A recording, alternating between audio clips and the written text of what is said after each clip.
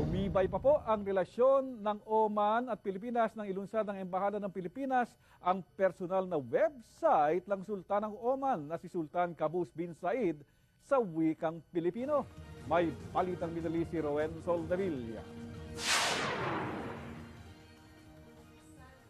Kasabay ng pagdiriwang ng Linggo ng Wika kamakailan, ay inilunsad ng Embahada ang personal na website ni Sultan Qaboos bin Said sa wikang Filipino. Sa pamamagitan ng website na www.oman-qaboos.net, madali nang maintindihan at malaman ng ating mga kababayan ang mga impormasyon tungkol kay Sultan Qaboos bin Said. He is very well respected and very impressive leader even, is very well respected in the region and in the world, but this will now make more people aware of his achievements and his life story.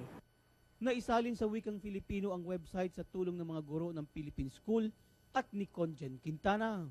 Matatagpuan sa kanyang website ang mga kultura, libangan at mga impormasyon tungkol sa Sultan.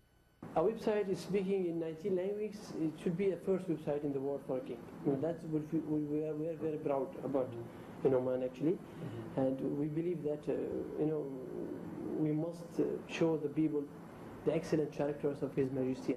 Sabi ni Conjen Quintana, magandang pagkakataon ng paglulunsad ng website dahil mas lalo nitong pinagtitibay ang relasyon ng Oman at Pilipinas. The impact could be very huge because we have been having this excellent relationship with Oman over the years, and so this will be an impetus for more exchanges, for more a more active interaction, and that could lead to more opportunities, not only in our relations between our two countries, but between the two people. Mas lalo pang pag-iigtingin ng mga opisyal ng embahada ang kooperasyon ng Oman at Pilipinas upang makatulong sa ekonomiya ng dalawang bansa. Nagbabalita sa Middle East, Rowen Soldevilla, Muscat, Oman.